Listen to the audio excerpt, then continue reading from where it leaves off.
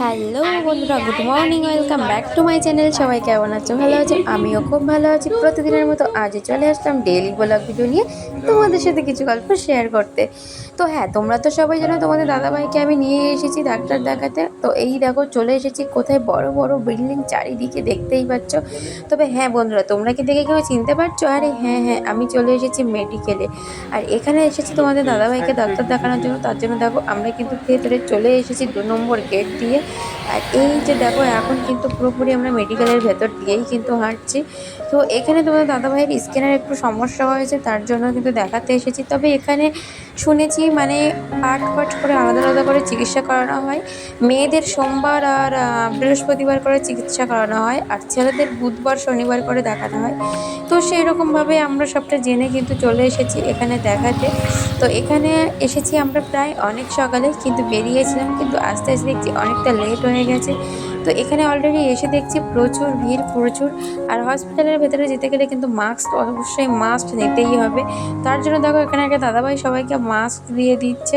সবাই অবশ্য মাস্ক কিন্তু এখান থেকে নিয়েও নিচ্ছে। তো আমাদের কাছে ছিল বলে আমরা আর কিন্তু এখান থেকে নেইনি। তো দেখো এখানে তো প্রচুর লাইন, প্রচুর লাইন। আর আমার প্রচণ্ড দাঁড়িয়ে দাঁড়িয়ে পা ব্যথা হয়ে গেছে, যার জন্য আমি কিন্তু এখানে বসে পড়েছি। তো দেখতে পাচ্ছ আমাকে, তোমরা চিনতে পারছো? পারছোই না, একদম ভিড়ের মাঝখানে আমি বসে আছি।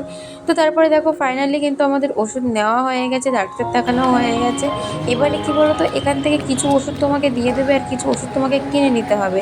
তো হসপিটালের ভেতর থেকে তুমি কিনে নিতে পারো বা বাইরে থেকে, যেটা তোমার ইচ্ছা। তো আমরা সেই জন্য কী করলাম, হসপিটালের ভেতর থেকেই নিয়ে নেবো। তার জন্য আমরা চলে গিয়েছিলাম ওষুধ কাউন্টারে। সেখান থেকে ওষুধপত্র নিয়ে তারপরে বেরিয়ে আসলাম, কারণ আজকে যাব হ্যাঁ ননদিনীর বাড়িতে। তো তোমাদের দাদাভাইয়ের বোনের বাড়িতে যাব। তার জন্য দেখো এখান থেকে আমাদের বাস ধরতে হবে, তার জন্য বেরিয়ে পড়েছি। আর এখন হসপিটাল থেকে বেরোনো বলতে গেলে তো সাথে সাথে বেরোনো যায় না, অনেকটা বড় এরিয়া।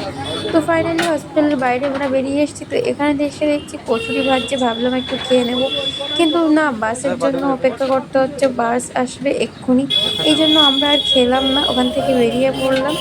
তো দেখো কলকাতা শহর মানে তো সারাক্ষণই গাড়ি ঘোড়া এইসবই। গ্রাম অঞ্চল পরিবেশ একটা আলাদা, শান্ত নিরিবিলি। আর কলকাতা শহর হলো মানে সারাক্ষণ চেঁচামেচি, সারাক্ষণ বাইক গাড়ির কত কিছু সাউন্ড, কত কিছু শব্দ, দেখতেই পারছো। তো তারপর আমরা এখান থেকে সোজা হেঁটে চললাম। আর যেতে যেতে দেখছি কত কত দোকান।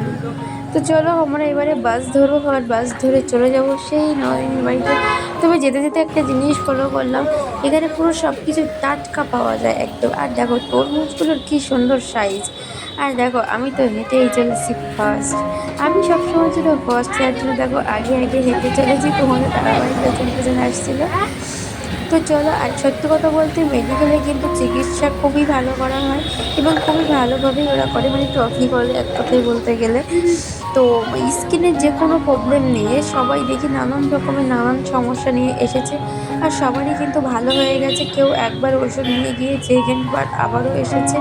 তবে এখানে একবার মানে অনেক দিন আগে আমি একবার এসেছিলাম। তো আমার স্কিনের একটু সমস্যার জন্য আমি এসেছিলাম, আর আমি কিন্তু পুরোপুরি ভালো হয়ে গেছি। তো সেই বিশ্বাসের জোরে কিন্তু তোমাদের দাদাভাইকে এখানে আমি নিয়ে এসেছিলাম। আর দেখো এখন যেহেতু আমাদেরকে বাস ধরতে হবে, তার জন্য কিন্তু এখান থেকে বাস পাওয়া যাবে না, তার জন্য অনেকটা পথ আমাদের হেঁটে এগিয়ে যেতে হবে। তারপরেই কিন্তু সেই বাস পেতে গেলে, তবে দেরি আছে এখনও, কারণ বাস এখন না, অনেকটা লেটে। আর এখান থেকে কিন্তু বাস নিউ টাউন বাস যায় না, তার জন্য আমাদের অনেকটা হেঁটে কিন্তু আগিয়ে আসতে হয়। তো যাই হোক বন্ধুরা, আমরা অনেকটা হেঁটে আগিয়ে এসেছি। প্রচণ্ড শরীর খারাপ হয়ে গেছে, কারণ এতটাও কখনো হাঁটা হয়নি যতটা আজকে হেঁটেছি। তো তার কি আর করা যাবে, চলো যাওয়া যাক। দেখো কথা বলতে বলতে তোমাদের সাথে কিন্তু অনেকটা পথ আমরা এগিয়ে চলে এসেছি। আর এখানে এসে দেখছি সকালের টাইমে একদম সব কিছু টাটকা টাটকা সবজি বিক্রি হচ্ছে, এই যে দেখতে পাচ্ছ। এখান থেকে তোমরা ডাক্তার দেখিয়ে হোক বা এদিকে এসে কোনো কাজের সূত্রে এসে হোক, যাওয়ার পথে কিন্তু এখান থেকে পুরো টাটকা সবজি বাজার করে নিয়ে যেতে পারবে। কলকাতা শহর হলো এরকমই, সব কিছু টাটকা জিনিস পাওয়া যায়। তো দেখো তারপরে আমরা চলে আসলাম একদম পুরো এই সাইডে, এখানে কিন্তু সব রকমের গাড়ি পার্কিং করা আছে, দেখতে পাচ্ছ।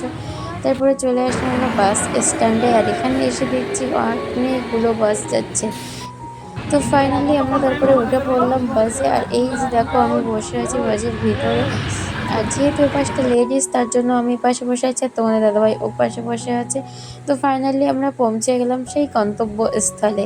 আর গন্তব্যস্থলে এসে দেখছি এখান থেকেও আবারও একটা গাড়ি ধরতে হবে, তার জন্য কিন্তু আমাদের সামনে আরও অনেকটা এগিয়ে যেতে হবে।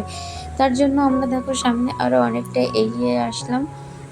এগিয়ে যে দেখো আর এখানে দেখছি কি উঁচু উঁচু সব বিল্ডিং, সত্যি। তো যাই হোক দেখো আমরা কিন্তু অনেকটা পথ চলে এসেছি। আর হ্যাঁ, তোমরা কি দেখে চিনতে পারছো এই জায়গাটা হলো কোথায়?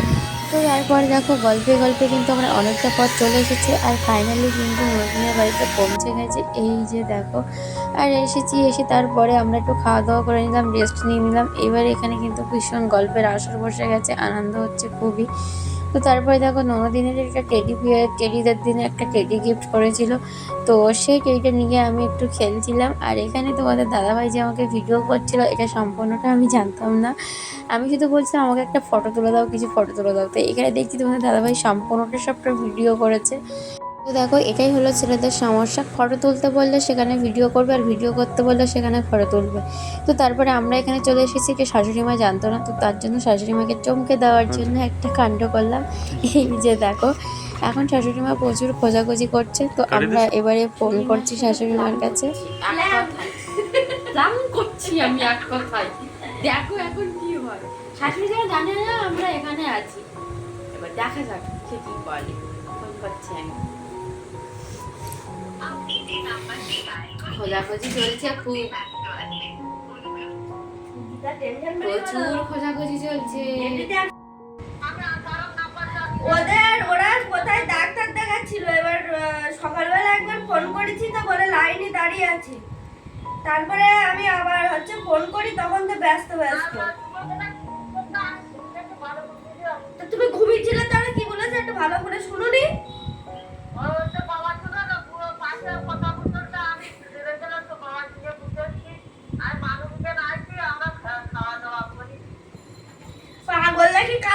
বন্ধুরা তোমরা তাহলে দেখতে থাকো, আমি ভিডিওটি আর বেশি বড় করছি না, এখানেই শেষ করলাম। সবাই তাহলে ভালো থেকো, পরের ভিডিও তোমাদের সাথে আবারও কথা হবে।